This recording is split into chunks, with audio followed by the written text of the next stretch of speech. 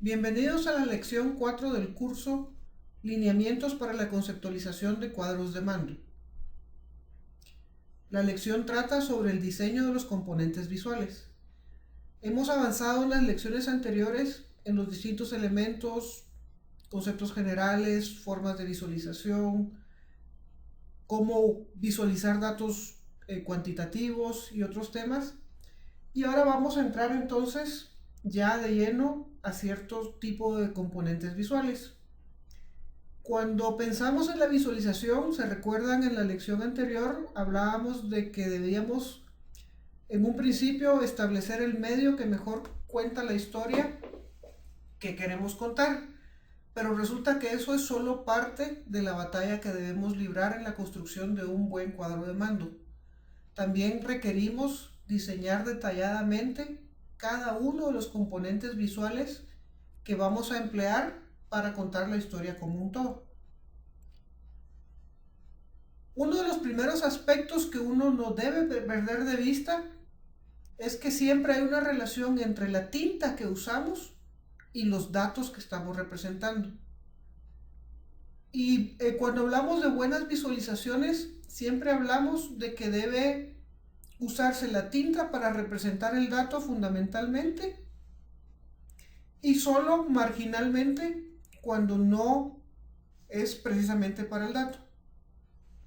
En las gráficas que vemos ahorita en pantalla, vemos la tinta del lado izquierdo, la tinta que estamos usando para representar el dato. Y vemos aquí el nombre del departamento, el monto de lo ejecutado o lo que se gastó, etc. Y vemos que toda esta tinta que está ocupada acá es exclusivamente para representar datos. Cuando vemos la gráfica de abajo, vemos que las barras utilizan tinta para dibujarse. Los encabezados utilizan tinta, los datos de los ejes utilizan tinta. Y cuando vemos del lado derecho, vemos por ejemplo, en el ejemplo de la tabla que teníamos, que hay solo dos líneas que se utilizan para separar los datos de su encabezado y de sus totales. Y esas dos líneas decimos que es tinta del no dato. Y en el caso de la gráfica, si por ejemplo le dibujamos sus dos ejes, ese dibujo de los ejes es al final opcional porque es una tinta que está siendo utilizada para algo que no es un dato. Y entonces, cuando estamos trabajando en el proceso de diseño, siempre tenemos que hacer una especie de limpieza para asegurar que la tinta que estamos utilizando, en el caso del no dato, se minimiza a lo realmente indispensable para clarificar algún elemento de la visualización. Pero todo lo demás, toda la demás tinta que no aporta a explicar el dato o a clarificarlo, debe ser eliminado de nuestro diseño. Y en el otro extremo, esa tinta que estamos usando para representar el dato, también le debemos remover lo innecesario. Por ejemplo, si tenemos una gráfica, tenemos una barra, es suficiente ponerle un color, no es necesario ponerle en medio un fondo, una textura, por ejemplo, complicada o con dibujitos, etc. Ese uso de tinta no nos está ayudando a clarificar el mensaje, al contrario, lo puede hacer más complejo. Y también debemos usar tinta cuando es necesario para enfatizar aquellos datos que son más importantes en nuestra visualización. También podemos usar variaciones para la codificación de objetos. No debemos limitarnos solo a un tipo de gráfica, solo de barras o solo de líneas.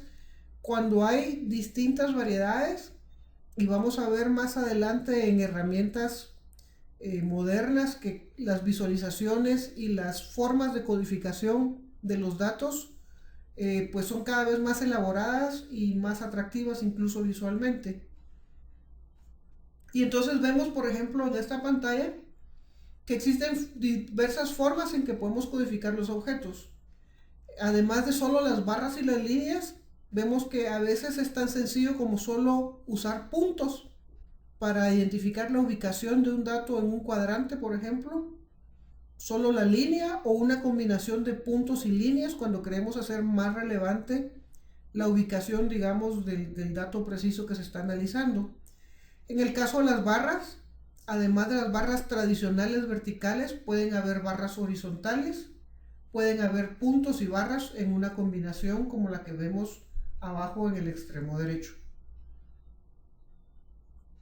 Pero hay que tener mucho cuidado cuando se trabaja con gráficas de barras, porque como vimos desde la primera lección, uno de los mandatos más fuertes que nos manda la construcción de visualizaciones es nunca distorsionar los datos, nunca esconder la verdad que el dato esconde.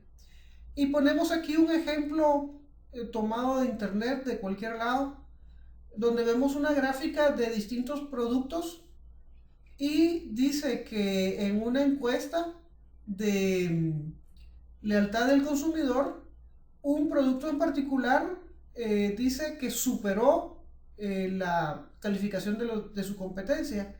Y cuando uno lo mira, pues mira que efectivamente hay una diferencia fuerte, sobre todo entre este que salió con el mayor grado de lealtad y el último en la gráfica, el que vemos hasta abajo. Vemos que es casi 5, 6, 7 veces más lealtad, o al menos eso es lo que se visualiza en esta gráfica.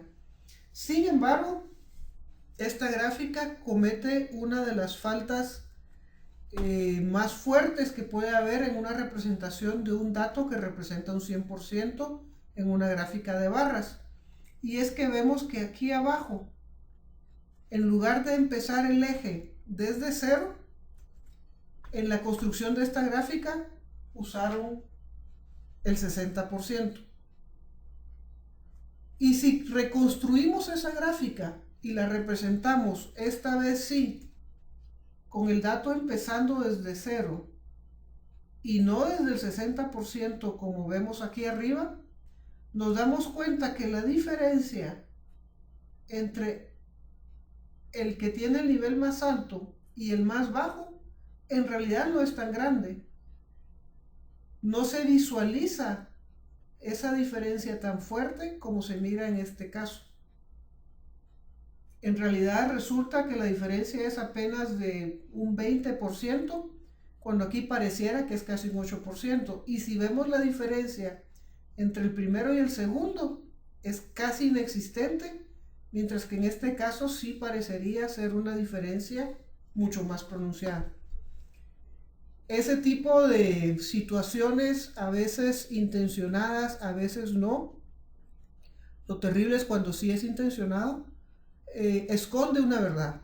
Y en las visualizaciones debemos tener siempre mucho cuidado de jamás venir a esconder la realidad de lo que los datos en realidad están mostrando. Las gráficas de línea, pues también hay que tener cuidado con ellas. No son solo las gráficas de barra las que presentan retos. En este caso, vemos una gráfica que a simple vista, pues pareciera normal. Y rápidamente decimos, bueno, pues sí, en esos 4 años del 81 al 85, hubo una gran cantidad de ciudades visitadas, vemos por acá. Y del 86 al 90 parecido. Y que hubo muy pocas visitadas en este primer punto. Pero si analizamos detalladamente la gráfica, vemos que a este nivel solo están representados 2 años, mientras que aquí tenemos 4 años. Y entonces resulta que estos periodos de tiempo donde pareciera que hay más visitas, hablan de periodos de tiempo mucho más largos que otros que son más cortos. Y entonces hay que tener cuidado en eso, porque nuevamente la visualización está escondiendo la verdad de lo que los datos representan. Y bueno, yo sé que a mucha gente le gusta el uso de los pies, pero a nosotros nos gusta decir que los pies son un postre.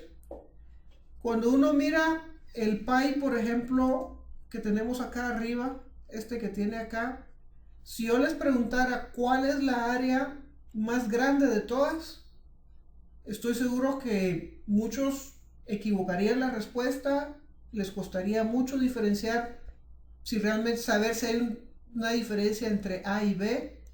Si les pregunto cuál es el más grande de todos, quizás pareciera B, pero podría ser C, y en realidad resulta que es B. Y si vemos el de abajo, la situación es todavía más complicada, porque la perspectiva, que a mucha gente le gusta jugar con el efecto del 3D, la perspectiva no permite realmente visualizar la diferencia entre una y otra área. Y eso es algo que definitivamente no nos interesa en una visualización donde nuevamente queremos que los ojos trabajen, que lleguen rápido a la conclusión y que no tenga el cerebro que estar interpretando valores. En vez de un pie, algo tan sencillo como una gráfica de barras nos permite saber inmediatamente, sin necesidad de análisis, que el área B, que aquí quizás no era tan evidente, es la más grande de todas. Que el segundo, que a mí me hubiera parecido que quizás era la A o la C, resulta que en realidad es la E, y así sucesivamente. Entonces, de nuevo, si queremos un pie, que sea porque estamos comiendo, queremos un postre. Si queremos un efecto 3D, pues que sea en una invitación de cumpleaños, pero no en una visualización de datos donde lo que queremos es comunicar de manera directa, de manera inequívoca. Otra tendencia muy fuerte que hay en las visualizaciones es utilizar las líneas como para decir por aquí va mi dato, ¿no? Y entonces en esta gráfica de arriba vemos que tenemos varias series de datos, pero el uso de estas líneas, de esta como cuadrícula que me va marcando el dato, dónde se cruza con los meses, etcétera, dificulta mucho la visualización del dato y las diferencias que pueden darse entre unos y otros. Es más, esta línea casi que pareciera una línea de la malla cuando en realidad es una línea de dato. Aquí esta otra va bien pegada y cuesta visualizarla.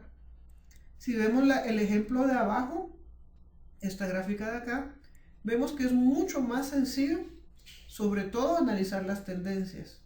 Cuáles van para arriba, cuáles más o menos se mantienen. El dato no necesita ser tan preciso porque una serie histórica la usamos para ver una tendencia en el tiempo. Vemos si va creciendo, si va decreciendo, si se mantiene. Nos interesa más eso que saber que este dato es de precisamente 205,000, por ejemplo. Si el dato preciso nos fuera lo que nos interesara, quizás una tabla entonces sería lo más apropiado. Y entonces en este tipo de gráficas evitamos usar líneas a menos que, como vamos a ver a continuación, ayuden a clarificar el dato. En este caso que tenemos una gráfica de distribución en cuadrantes donde tenemos los ingresos de la persona y su altura en pulgadas, y vemos la diferencia de una región del oeste con una región del este. En este caso se le mete la cuadrícula para armar como cuadrantes, saber que entre 70 y 75 y ganan de 50 a 60,000, eso nos ayuda. Pero si se dan cuenta, esta línea es muy discreta, es muy tenue y no tiene la fuerza de las líneas de los ejes, por ejemplo. Entonces, como es una tinta que no va hacia el dato, minimizamos su presencia en la visualización. Y finalmente, hay un tema del color. A la gente, a todos nos gustan los colores, nos hacen sentir felices, de buen humor.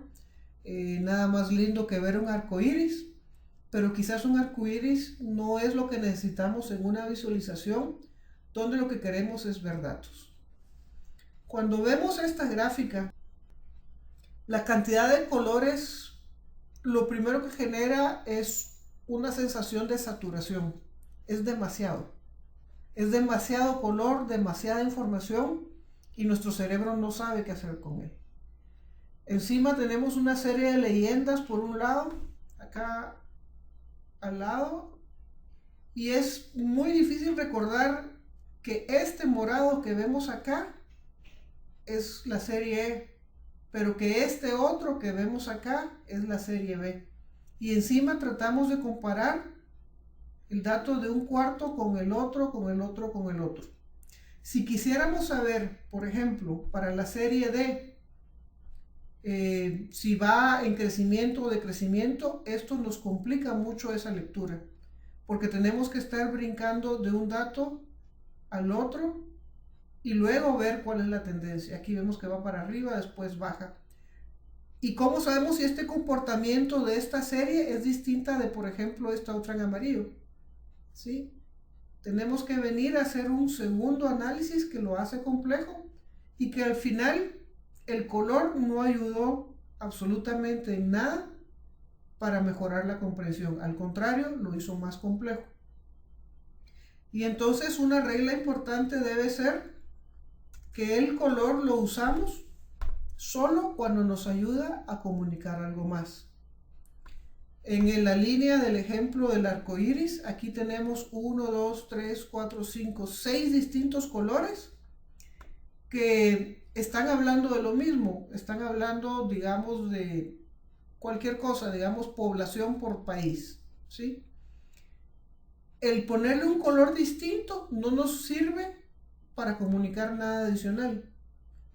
Al final, la diferencia entre una columna y otra la da el nombre de la columna que aparece aquí abajo. No es el color el que nos da la diferencia, es el nombre. Entonces no tiene sentido poner colores distintos. Esta gráfica se mira mejor si la dejamos en un solo color, porque si queremos saber quién es este o quién es este, lo hacemos viendo los nombres abajo, no tratando de recordar un código de color. Y cuando pensemos en colores, tenemos que tener mucho cuidado en la paleta de colores que seleccionemos. En otro curso, en el curso de visualización de cuadros de mando, verán muchos puntos relacionados con el uso del color y la selección de una buena paleta. Acá solo diremos pues que es fundamental tener una combinación de colores agradable a la vista y no una combinación de colores que choca, que es muy agresiva o que contrasta demasiado. El efecto de esta paleta de colores es que la atención del usuario va a estar en el color y no en el dato. Y lo que nos interesa es que la atención esté siempre puesta en el dato. En síntesis, debemos recordar, la tinta es para el dato, no para adornar. Nuestra representación, nuestra visualización no necesita de adornos, no necesita de figuritas, no necesita de fondos elaborados para comunicar el dato. Y al final lo que nos interesa es comunicar el dato, no, a pesar de que nos interesa algo estéticamente agradable, no son florecitas y adornos los que nos van a servir en este caso. Siempre debemos mantener la integridad del dato. Debemos revisar detalladamente nuestras visualizaciones, nuestros objetos, para asegurar que lo que estamos comunicando es correcto, transmite la verdad que existe en el dato y no busca engañar, sesgar u ocultar información. Usamos líneas cuando ayudan a clarificar el dato. No usamos líneas nuevamente para adornar o porque nos parece que eso es interesante. Las usamos cuando ayudan a clarificar el dato. Y si las usamos, buscamos que no sean líneas protagonistas, sino que pasen a un segundo plano y que el dato sea lo que realmente se visualiza. Y finalmente, usemos color. Definitivamente blanco y negro en este mundo no es para visualizaciones de datos. Usamos color, pero lo usamos bien y solamente una vez más cuando ayudan a clarificar el dato. Dejo una última reflexión, algo, un dicho que es anónimo, no sabemos de dónde viene, pero que nos parece que guarda una verdad muy profunda y dice que la simplicidad es la mayor sofisticación. A veces tenemos la tendencia de agregar una serie de adornos y de fondos y de figuras, de efectos objetos que dan vueltas antes de visualizarse, y perdemos de vista que en lo simple está la verdadera belleza.